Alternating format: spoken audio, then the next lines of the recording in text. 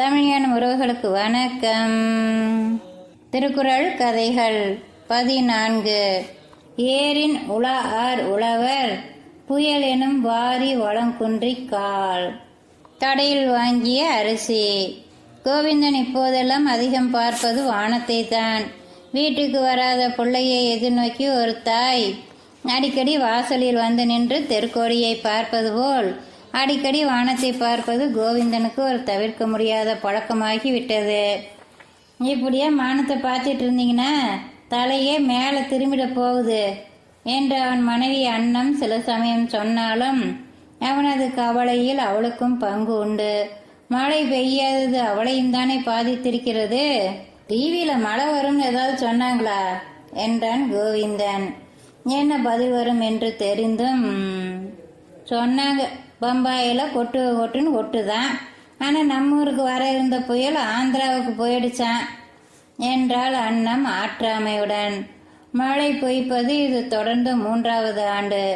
விவசாயத்தையே நம்பியிருக்கும் அவனை போன்றவர்களுக்கு வானம் பொய்த்து விட்டால் வாழ்க்கையே இல்லை. சாப்பிட வாங்க என்று மனைவி அழைத்த போது கோவிந்தனுக்கு சாப்பிட பிடிக்கவில்லை. தன் வயலில் தானே உழுது பயிர் செய்து அறுவடை செய்த நெல்லில் பெரும் பகுதியை விற்றுவிட்டு தனக்கென்று வைத்து கொண்ட நெல்லை குதிரையில் சேமித்து அவ்வப்போது அரிசி மில்லில் அரைத்து அந்த அரிசியில் உண்ட காலம் போய் டவுனுக்கு போய் அரிசி கடையில் அரிசி வாங்கி பேருந்தில் ஊருக்கு கொண்டு வந்து அந்த அரிசியில் உணவு சமைத்து சாப்பிடும் கொடுமை. அவன் வேண்டா வெறுப்பாக சாப்பிட்டு கொண்டிருந்த போது அன்னம் சொன்னாள், உங்களுக்கு ஏன் இவ்வளோ பிடிவாதம்? நிலத்தைத்தான் ரியல் எஸ்டேட்காரங்க நல்ல விலைக்கு கேட்குறாங்களே, பேசாமல் நிலத்தை விற்றுட்டு பணத்தை பாங்கில போட்டுட்டு வர வட்டியில் நம்ம 2 பேரும் காலத்தை ஓட்ட முடியாதா? பையன் வேறும் கொஞ்சம் பணம் அனுப்புகிறான். உலகம் நெல்லை விற்றுட்டு வட்டி பணத்தில் சாப்பிட்றதுன்னு ஆரம்பித்தா உலகம் என்னத்துக்காகும்? ஆமாம், நீங்கள் ஒருத்தர் தான் உழவர. நம்ம ஊரிலேயே விவசாயம் பண்ணுறவங்க எவ்வளோ பேர் நிலத்தை விற்றுட்டு நிம்மதியாக இருக்காங்க. கோவிந்தன் பேசாமல் சாப்பிட்டு முடித்தான்.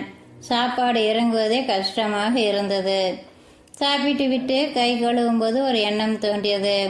நிலத்தை வைத்து கொண்டு விவசாயம் செய்ய முடியாமல் இப்படி குற்ற உணர்ச்சியோடு அரிசி வாங்கி சாப்பிடுவதை விட நிலத்தை விற்றுவிட்டால் அரிசி வாங்கி சாப்பிடுவதை தவிர வேறு வழியில்லை என்று ஆகிவிடுமே.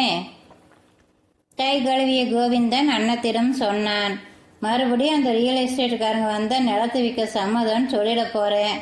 அன்னம் நம்ப முடியாமல் தன் கணவனை பார்த்தாள்.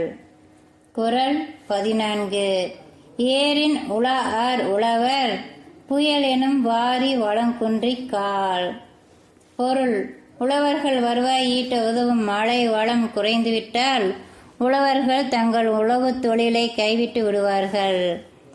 நன்றி. பார்த்தசாரதி ரங்கசுவாமி. மீண்டும் சந்திப்போம். நன்றி நண்பர்களே.